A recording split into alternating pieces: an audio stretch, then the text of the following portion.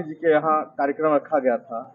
इन लोगों ने हमें रोका और पूछा कि सर एक हम प्रॉब्लम में है हमारा ये, आप फल निकाल दीजिए और हमारी जो है जो भी विनती है सुन लीजिए कि हमें दिक्कत क्या है।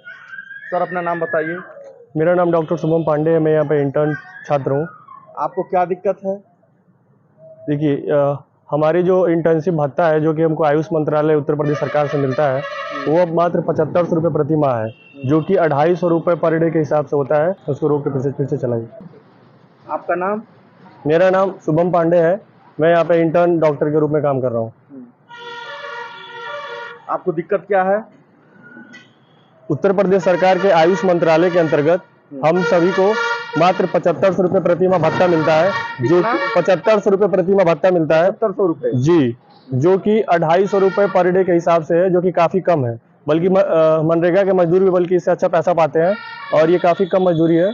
इसी की समस्या लेकर हमने आज विधायक जी को और माननीय सांसद कमलेश पासवान जी को दोनों को ज्ञापन सौंपा है। दोनों लोगों को हमने ज्ञापन सौंपा है। पासवान जी को और राजेश तिवारी जी को। जी, दोनों लोग हमने ज्ञापन सौंपा है। और इतना 250 रुपये प्रतिदिन के हिसाब से काफ़ी कम पैसा होता है और जिससे क्या कहते हैं मानसिक तनाव और बाकी चीज़ों का भी सामना करना पड़ता है। जैसे किस चीज़ में दिक्कत आती है आपको? देखिए मानसिक तनाव होता है। देखिए, इतना कम पैसे के साथ जीवन यापन करना जाहिर सी बात है बहुत मुश्किल है। तो यही हम चाहते हैं कि हमारे भत्ते की वृद्धि हो। इसी के जो समस्या को लेकर हमने विधायक जी और माननीय सांसद जी दोनों को हमने ज्ञापन सौंपा है। ज्ञापन में क्या सौंपा है वो दिखाएं। जी बिल्कुल।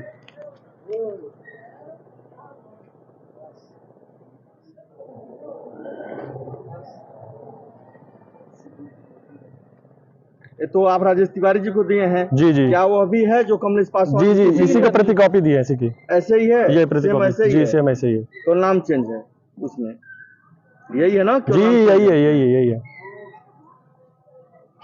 और आपको सुविधा क्या चाहिए, इस पे जो आप संतुष्ट होंगे? देखिए, सुविधा तो सरकार हमको सब दे रही है, उसमें कोई कमी नहीं है। हमें बस अपना भत्ता जो है कम है उसको बढ़वाने की मेन हमारा वही मकसद बढ़वाना चाहते हैं। जी, मेन यही है। बाकी हमें कोई समस्या नहीं और कोई समस्या नहीं है। आपको पढ़ाई लिखाई में और कोई समस्या नहीं है। और कोई समस्या नहीं है ना? नहीं, भत्ता बस कुछ ठीक है। हाँ, सब ठीक है। तो राजेश त्रिपाठी जी ने और कमलेश पासवान जी ने आपको क्या आश्वासन दिया है? उन्होंने कहा है कि उस विषय पर जरूर क्या कहते हैं विचार करके आगे के जो कार्रवाई होगी पूर्ण करेंगे। जी बोलो। और क्या समस्या आ रही है आपको? बोलो। सर, हमारी एक समस्या है कि जो है अभी तक सभी कॉलेजों में जितने भी मेडिकल के छात्र रहे हैं या इंजीनियरिंग के छात्र हैं उनको टैबलेट जो है स्वामी विवेकानंद युवा सशक्तिकरण योजना जो कि उत्तर प्रदेश सरकार द्वारा 2021 से संचालित हो रही है उसके तहत सभी छात्र छात्राओं को टैबलेट मिल चुका है। लेकिन मेरे इस चिकित्सा महाविद्यालय में हम लोग इंटर्नी डॉक्टर हो चुके हैं। अभी तक हम लोग 2019 बैच के छात्र छात्राएं हैं, लेकिन अभी तक हम लोगों को टैबलेट नहीं मिला है। हम लोगों ने कई बार अप्रोच किया है, कई विभागों में गए, कई जगह लेटर लिखे, लेकिन कोई भी कार्रवाई नहीं हुई। अब तक किसी को टैबलेट नहीं मिला है। क्या आपने अपने सीनियर अधिकारी को ये चीज बताई थी? अवगत कराया गया है। उनका कहना क्या था? उनका कहना है कि हम देखते हैं, लेकिन अभी तक देखते कितने महीने से वो देख रहे हैं? लगभग अगस्त 15 अगस्त को मैंने माननीय विधायक जी को भी, यहाँ के स्थानीय विधायक को भी अवगत कराया था, लेकिन तब भी अभी उन्होंने आश्वासन दिया है कि हम दिलाएंगे, लेकिन अभी तक मिला नहीं है।